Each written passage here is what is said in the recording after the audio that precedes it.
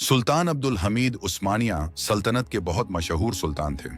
उनका खानदान दुनिया के सबसे ताकतवर मुस्लिम परिवारों में गिना जाता था। उनका खानदान इस तरह था। दादा सुल्तान महमूद वो उस्मानिया सल्तनत के बहुत बड़े सुधारक थे। उन्होंने फौज को मजबूत बनाया और सरकारी तंत्र में बहुत बदलाव किए। वे अपनी सख्ती और न्याय के लिए मशहूर थे।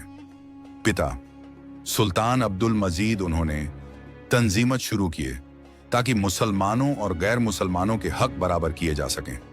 वो बहुत नरम दिल और इंसाफ पसंद बादशाह थे। सुल्तान अब्दुल हमीद उन्होंने अपने बाप दादा की रियासत को संभाला जब यूरोप की साजिशें चारों तरफ थीं। उन्होंने स्कूल, रेलवे और अस्पताल बनाए और खिलाफत की इज्जत बचाई। उन्हें खिलाफत का आखिरी शेर कहा जाता है। सुल्तान अब्दुल हमीद अपने दादा की ताकत, अपने पिता की रहमदिली और अपने खुद के अक्ल व ईमान का संगम थे।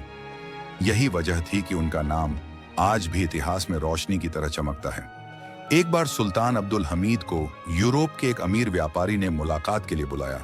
वह व्यापारी बहुत चालाक था और चाहता था कि सुल्तान उसे यरूशलेम की जमीन बेच दें ताकि वह वहां यहूदियों के लिए बस्ती बसा सके। व्यापारी ने कहा, सुल्तान, मैं आपको सोने चांदी से भरे कई जहाज दे दूंगा, बस यरूशलेम की जमीन का एक टुकड़ा मुझे बेच दीजिए। सुल्तान कुछ पल खामोश रहे, फिर बोले, ये जमीन मेरी नहीं, उम्मते मुस्लिम की अमानत है।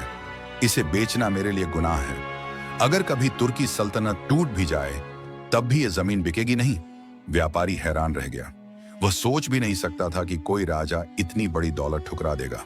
सुल्तान ने कहा, मैं सोना नहीं चाहता, मैं वो इज्जत चाहता हूं जो अल्लाह अपने सच्चे बंदों को देता है। उस दिन पूरी रियासत में यह बात फैल गई कि हमारे सुल्तान ने दुनिया की दौलत को ठुकराकर ईमान को अपनाया।